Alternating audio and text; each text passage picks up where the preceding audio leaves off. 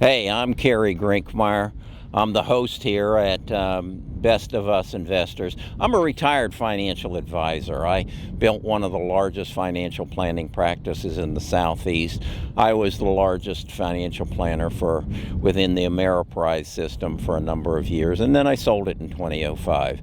And now I built a YouTube channel about investing. Started a year ago, November of 2019.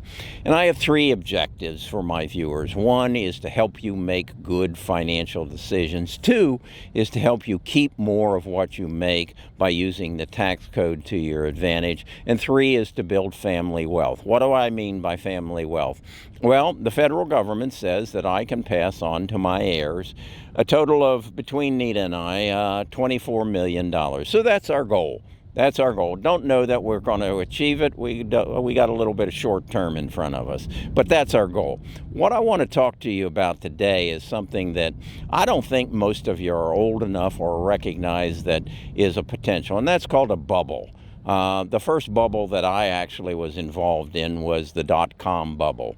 And I think I'd like you to look at a chart here of a couple of stocks that were very instrumental or part of the dot-com bubble. Cisco being the first one. Cisco was a microprocessor or processing chip, and in April of 2007, that stock was selling for April of 97, it was selling for $6.25. March it went of 2000, it went up to 77, and by October of 2002, it was down to $11. It lost roughly 70% of its value. Then you had Intel. Look on your laptop. You're going to see that Intel's still a major player in the computer industry.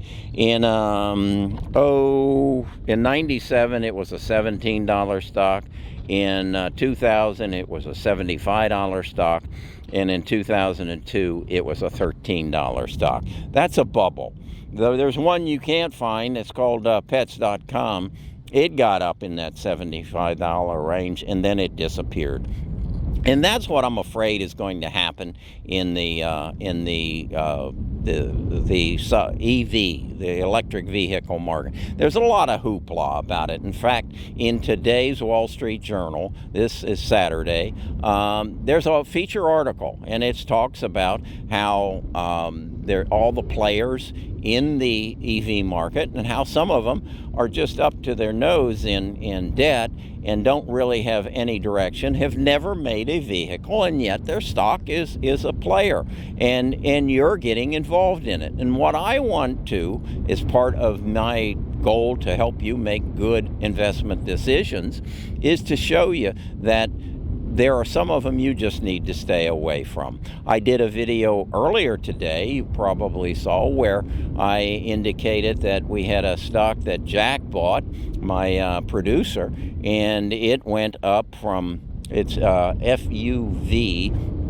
It went from $6 to $16 in 2 days, and it's a three-wheel motorcycle type automobile. That's an electric vehicle, but they've never made any. It's a U.S. company, and they've never made any. This is a pump and dump. These are the people who get up every morning with one objective in mind, and that is to take all of your money out of your trading account, and hopefully you're actually on margin so they can get more than that out of your trading account and basically take you out of the trading business. So what I wanted to talk about today was two others that I became aware of. One, the ticker is KXIN. It's a Chinese company. It's called KXIN Auto Holdings. And I was watching the close of the market yesterday, Friday, and I saw that it was up 100%. So I said, okay, let me see what that is. This must be a Chinese electric vehicle company. And I looked it up, and I saw that in 2018, they had losses of $34 million. But wait, in 19, they beat that. they had losses of $134 million. In other words, they increased their losses by $100 million, and yet their stock was up 100% yesterday. I saw their sales, 7,438 in 18 and 6,000 in 19. So their sales went down substantially as well. Their revenues went from 431 million down to 334 million in 19. Wow, what kind of an electric car company is this? It isn't.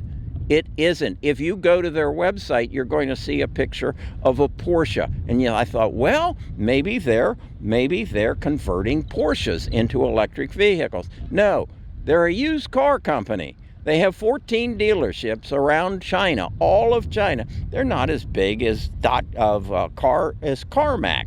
but their stock went up 100% on Friday. Folks, this is a pump and dump.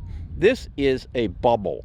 This is someone luring you in to get your money so that they can profit and then leave you high and dry. So then I looked at another one. ELIO Motors. Well, this has to be something good. So this must be another electric automobile. So I dig into it. Its price went from 50 cents to $2.75, up 396% in one day. Well, they have a two-passenger vehicle that sells for $7,450. Wow, and it has a range of 672 miles. Wow, that beats the pants off of Tesla. But again, it's a smaller vehicle, and it has a potential speed of 100 miles per hour. I go a little bit deeper, and I see that they have no sales, but wait, they have orders for 65,000 units. That is phenomenal. How are they going to do that? They have no sales, and they have 27 employees. I look a little deeper, and then I see it says it gets 84 miles per gallon. Wait a second. This isn't an electric vehicle. This is a souped-up motorcycle. And the stock went up 396% one day. How does that happen? That happens through a pump and dump. That happens by somebody going on to some sort of thread or Discord and saying, "Wow, this is the next Tesla," or this is the answer to NIO, and you missed out on Tesla. You didn't buy it at $4 a share, so you didn't get the ride up to 500, and you want to make sure you don't miss out on this one, so you dump your money into ELIO Motors, and they take it away from you. This is a bubble. A bubble is when there is over enthusiasm for a product that you as investors don't look deep enough, and you don't understand the viability of the company. Understand what you're investing in is the future earnings potential of whomever you buy. If they don't have any future earnings potential, all you're doing is getting in on the ride. Now, if you're smart enough to know when to get out, good for you, because I'm not. I'm not that smart. I know if I sit down at a poker table in Las Vegas with 9 other players, and they let me win in the first, or I win the first hand and maybe the second hand, I know these people are setting me up to take every penny I've got. I need to know when to get up and leave the table. And that's what my advice, if you want to play this game, you need to know when to get up and leave the table. So that's my take on on recognizing the bubble.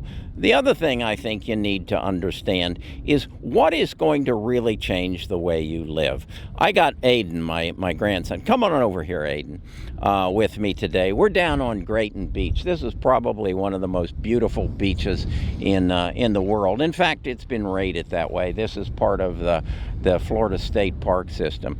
Nita asked Aiden the other day what he wanted for Christmas, and he said he wanted an Xbox. And so I asked my phone, what's an Xbox cost? And it's about $500. And I know Aiden's into gaming. You play games, right? Yeah. Okay, and you have an Xbox, right? Yeah. Okay, so it's this to me equates a lot to like an iPhone. If I've got an iPhone, why do I need the next iPhone? A lot of people believe they do, and I believe that Microsoft is probably counting on that Aiden really wants that new Xbox. So tell me, what does the new Xbox do that the old Xbox doesn't do? Well, it's just a lot faster, and it doesn't have any loading times or anything like that. Loading times. In other words, it's like my situation with videos. I have loading times. It can take me, depending upon the bandwidth that I have available, it can take me up to an hour to load a video onto YouTube.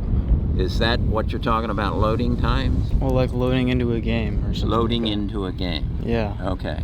And with games, you're playing with other gamers, right? Yeah. And they can be anywhere and everywhere. Yeah. Okay. And let me ask you this: are you a good gamer?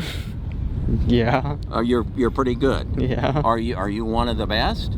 I mean, no. Okay. Are there professional gamers? Yeah. Could you potentially end up playing against a professional gamer on your Xbox? Probably not. Probably. Well, I mean, if you did get into a professional game and you won, what would you think? I mean, what do you mean? If you got up, you knew this guy was one of the best at this game in the world, and you won, what would you think? Think that you're better than him. You would think you're better than them. Yeah. Is that right? And then, or what if he then asked you to put up some money? Huh?